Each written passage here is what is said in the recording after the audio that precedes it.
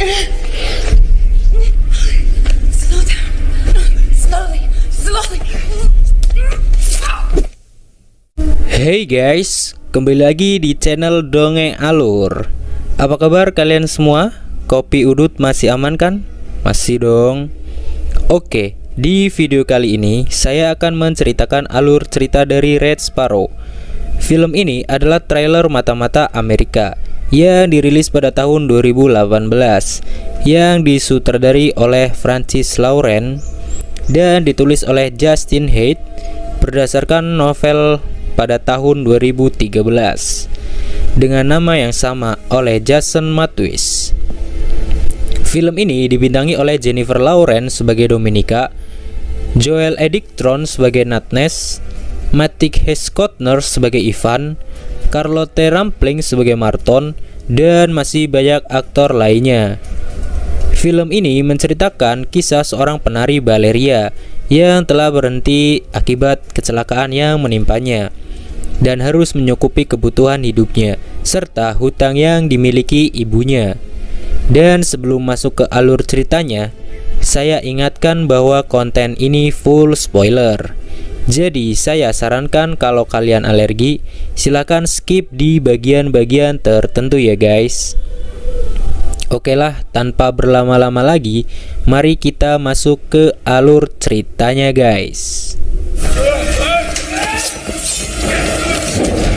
Di awal film kita diperlihatkan seorang gadis yang bernama Dominica. Dia adalah ballerina yang sangat berbakat. Pada saat itu Dominica ada sebuah pertunjukan dan ia lalu berpamitan pada ibunya untuk ke acara tersebut. Lalu Dominica pun pergi ke sebuah pertunjukan teater. Beberapa saat kemudian pertunjukan itu pun dimulai. Ketika Dominica tampil di pertunjukan itu, penonton pun menyukai penampilan dari Dominica dan memberi sorak tepuk tangan kepadanya. Namun tak berselang lama, kejadian yang tak diinginkan pun terjadi. Teman narinya tak sengaja menendang kaki Dominica, yang akhirnya membuat kaki Dominica patah. Pertunjukan pun dihentikan karena insiden tersebut. Lalu Dominica pun dibawa ke rumah sakit Siaga Medica. Dominica sangat sedih ketika ia melihat kakinya dan mengetahui bahwa ia harus gantung kaki dari profesinya, atau dia telah dipecat dan sudah tidak bisa menjadi ballerina seperti dahulu. 3 bulan pun berlalu, yang mana Dominica masih nganggur dan belum mendapat pekerjaan, walaupun sudah melamar pekerjaannya ke sana kemari. Kemudian seorang pria datang ke rumahnya. Ia adalah paman dari Dominica yang bernama Ivan, yang datang untuk menjenguk Dominica sekaligus mengajaknya untuk bekerja sebagai mata-mata Rusia. Namun saat itu Dominica tidak tertarik dengan ajakan pamannya tersebut karena Dominica belum bisa move on dari pekerjaan dulunya saat ia menjadi penari balerina. Namun Dominica akan mempertimbangkan lagi ajakan pamannya tersebut. Suatu hari saat Dominica pulang ke rumahnya, setelah Dominica mencari pekerjaan, ia melihat ibunya yang jatuh di kamar mandi, dan Dominica segera menolong ibunya. Lalu ibunya mengatakan kepada Dominica bahwa tadi ada seorang pria yang menagih uang di Spencer ibunya. Akhirnya di keesokan hari, Dominica menghampiri pamannya untuk menerima ajakan dari pamannya menjadi agen mata-mata di negaranya. Nyanyanya terus. Dan pamannya menjelaskan bahwa sebelum menjadi agen mata-mata, Dominica diminta untuk mendekati sekaligus mencari informasi seorang pria yang bernama Dimitri, yang pernah bertemu di gedung teater dahulu. Lalu Dominica pun pergi ke sebuah hotel yang mewah, dan dia berpenampilan sangat cantik dan seksoi, sehingga semua mata pria tertuju kepada kecantikan Dominica. Sehingga seorang pria menghampiri Dominica yang sedang duduk sendirian. Pria itu adalah Dimitri yang dimaksud pamannya tersebut. dan ia mulai mengobrol satu sama lain. Kemudian Dimitri mengajak Dominika ke kamarnya, lalu mengajaknya untuk bercocok tanam. Saat Dimitri sedang mau mengejar Dominika dan memasukkan rudalnya, tiba-tiba muncullah seseorang yang berpakaian seperti anak Komorot. Lalu kemudian mencekik leher Dimitri hingga ia pun tewas di depannya. Setelah pria itu membawa pergi Dominika untuk menemui pamannya, kemudian pamannya menyuruh Dominika agar menjaga rahasia dan tidak melapor polisi, dan menyuruh Dominika agar tidak panik, lalu menjelaskan kepada Dominika bahwa Dimitri adalah seorang musuh negara, dan pamannya merayu Dominika bahwa dia mempunyai bakat dalam bidang mata-mata. Dan pada akhirnya Dominika pun menerima pekerjaan itu. Dengan sangat berat hati pun ia menjalankannya. Keesokan harinya, Dominika berpamitan kepada ibunya bahwa dia sudah menemukan pekerjaan baru, dan Dominika tidak memberitahu apa pekerjaan yang diterima kepada ibunya. Kemudian Dominika dan pamannya pergi ke sekolah agen mata-mata. Sesampainya di sana, ia disambut oleh seorang wanita tua yang merupakan pelatih di sekolah itu, yang bernama Marton. Siswa-siswanya dilatih untuk menjadi seorang agen mata-mata yang handal dan hebat. Dengan setengah hati, Dominika mengikuti pelajaran di sekolah agen mata-mata itu. Pada suatu hari di kelas itu, Marton memilih salah satu anak didiknya untuk maju ke depan. Dan tak lama kemudian datanglah seorang pria asing. Tak disangka Marton menyuruh anak didiknya untuk menghisap rudal pria asing tersebut. Namun dari ekspresi anak didiknya itu, ia tidak bisa melakukan hal seperti itu. Dan Dominika mulai mengerti bahwa selain bekerja sebagai mata-mata, ia harus memberikan tubuhnya kepada negara dan pria asing. Malam pun tiba. Marton menyuruh murid baru untuk melayani atau memuaskan murid seniornya, dan Dominika pun maju untuk melayani seniornya itu. Di suatu kamar, Dominika langsung mengajak pria tersebut untuk melakukan bercocok tanaman. Setelah melakukan mantap-mantap, Dominika lalu pergi untuk mandi, dan secara tiba-tiba saat Dominika sedang mandi, seorang pria mencoba memperkosanya. Saat pria itu sedang mencoba memasukkan rudalnya, Dominika pun memberontak dan langsung memukuli habis-habisan kepada pria tersebut, sehingga membuat pria tersebut dibuat kocrot darah oleh Dominika. Keesokan harinya saat di dalam kelas, Dominika dihukum dan maju ke depan kelas, dan untuk melayani pria yang mencoba memperkosanya semalam. Marton menyuruh Dominika untuk melakukan percocok tanaman dengan pria tersebut dan disaksikan oleh semua teman-teman kelasnya. Terpaksa ia pun melayani pria tersebut agar Dominika bisa lulus di sekolah agen mata-mata tersebut. Lalu Dominika pun berkuda-kuda dan bersiap untuk dimasukkan rudal oleh pria asing tersebut. Singkat cerita, Dominika pun lulus dari sekolah itu karena ia mengikuti pelatihan dan perintah dengan baik dan tidak menolak dari atasannya. Lalu Dominika pun secara resmi sudah berhasil menjadi seorang agen mata-mata. Setelah itu Dominika pun sedang menemui pamannya, dan Dominika pun mendapat misi pertama. Misi kali ini ia disuruh mendekati agen mata-mata dari Amerika yang bernama Netness agar bisa menangkap Mole. Mole adalah agen mata-mata Amerika yang menyusup masuk ke pemerintah Rusia.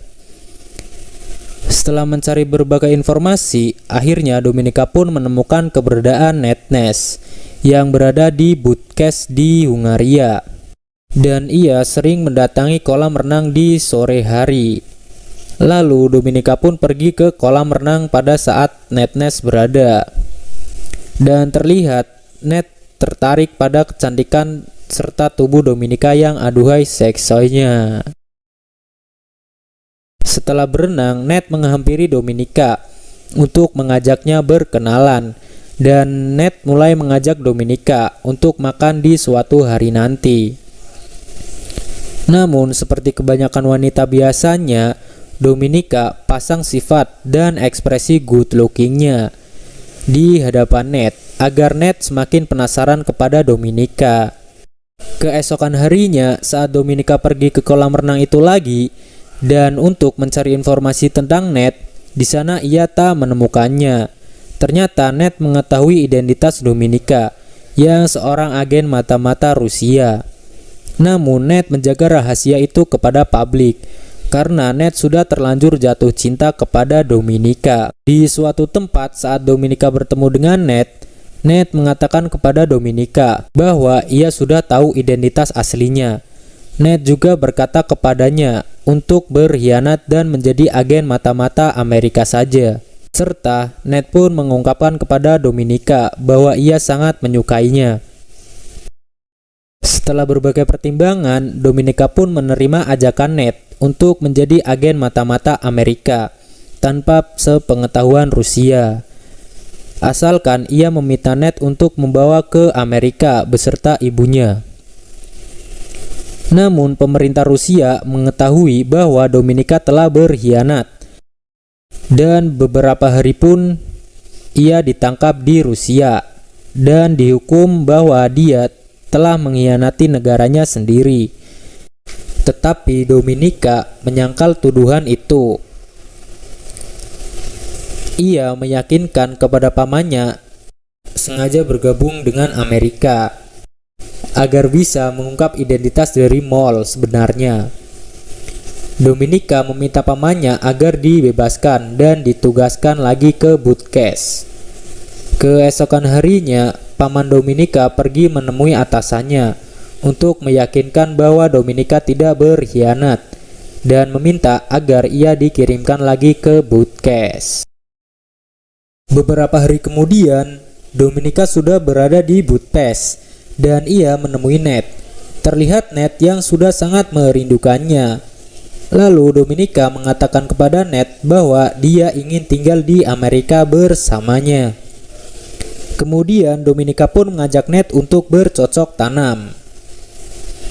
Di tengah malam, Dominika terbangun dari bobok cantiknya dan melihat Ned sudah tidak ada di sampingnya. Lalu ia pun keluar kamar dan melihat Ned sudah disandra oleh anak yang berpenampilan komurut waktu itu. Kemudian Dominika berpura-pura membantu menyiksa Ned. Saat pria itu sedang lengah, tak disangka Dominika menyerang pria tersebut dan mulai melepaskan Ned. Lalu terjadilah perkelahian antara mbak-mbak gemes melawan anak road race itu. Ned pun membantu Dominika untuk membunuh pria tersebut. Singkat cerita, setelah perkelahian itu, Ned dan Dominika lalu dibawa ke rumah sakit. Saat Dominika sedang mengudut di jendela rumah sakit, tiba-tiba dia didatangi oleh Jenderal Cross. Jenderal Cross mengatakan bahwa ia sebenarnya adalah Moll yang sedang dicarinya. Jenderal Cross lalu meminta Dominika untuk menjadi Moll selanjutnya. Namun Dominika menolaknya karena dia ingin hidupnya kembali normal.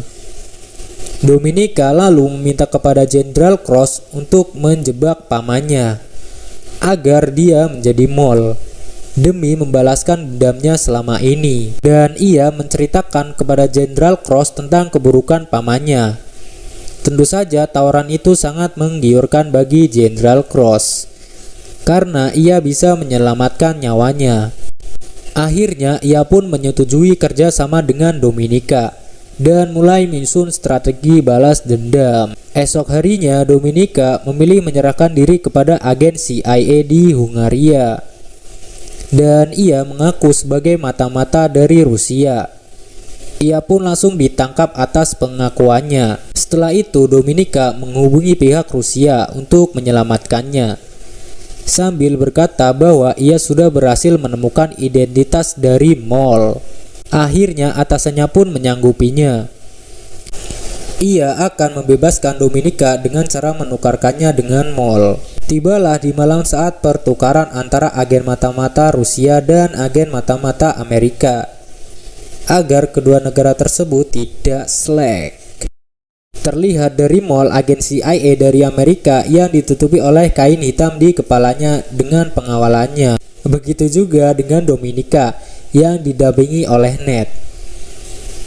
Sebelum menyerahkan Dominika, Ned mengungkapkan kekecewaannya kepada Dominika yang memilih tinggal di Rusia. Padahal Ned bisa dengan mudah membawa Dominika tinggal bersamanya. Namun Dominika hanya tersenyum sambil mengatakan, "Cagoblok gelem dibodoni."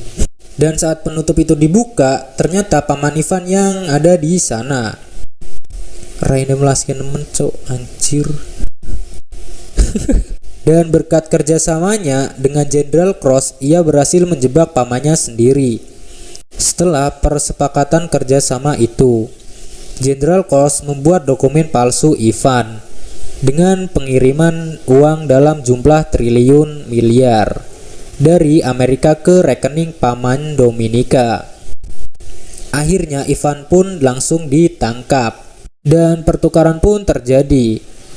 Namun di tengah-tengah pertukaran itu, atas suruhan Jenderal Cross, seorang sniper handal menembak mati Ivan. Dan akhirnya, usai menerima penghargaan, Dominika justru memilih resign dari pekerjaan tersebut. Dan Dominika kembali kehidupannya menjadi warga sipil biasa dan masih mempunyai hutang kepada koperasi Revovit. Anjir. Dan film pun berakhir. Ending yang sangat mengagenkan. Anjay. Lah, wis lah Muhammad. Anjir, suaranya rep. Nah, saya pamit undur diri. Nantikan alur cerita film menarik lainnya guys. Tetap di channel Dongeng Alur. Dan semoga kalian diberi kesehatan selalu ya guys. See you next video. Wassalamualaikum warahmatullahi wabarakatuh.